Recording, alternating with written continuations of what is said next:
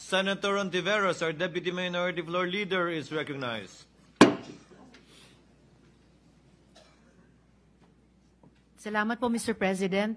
I respond a comment on the second point of the good gentleman from Taguigan Pateros, because there's nothing funny or illogical in and between the motion of the minority leader and the seconding of this representation.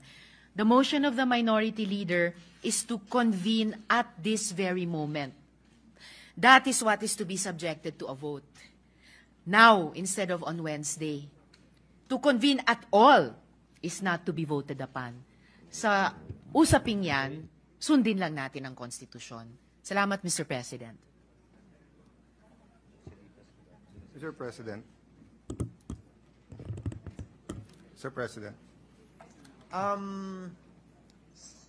With the indulgence of Senator Pimentel, Chair recognizes Senator Cayetano, thereafter Senator Pimentel, thereafter Senator Padilla. Senator Cayetano, you may proceed. Mr. President, I don't want to further the division or the debate. And I wasn't making fun of it.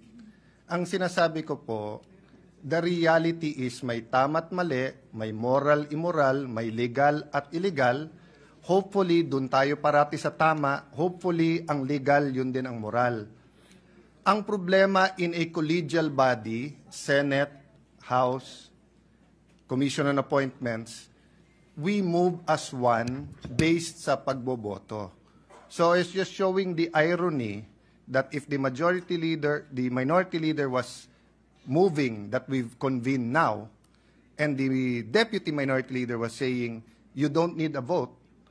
But if you can vote whether it's now or Wednesday, then I can also argue, then I can also move na saka na.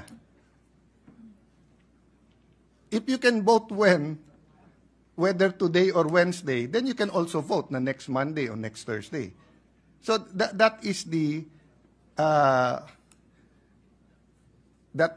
paradox we are in today.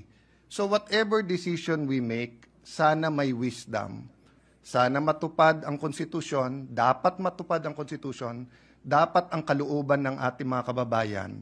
But the reality is po, we will be acting as a body and the vote will matter. So yun lang po, and I don't have a debate. I respect what the majority and deputy minority leader has stated. You know, as I said, some of what they say I agree with, but we have to find it in our hearts that even if we disagree, we support the chamber.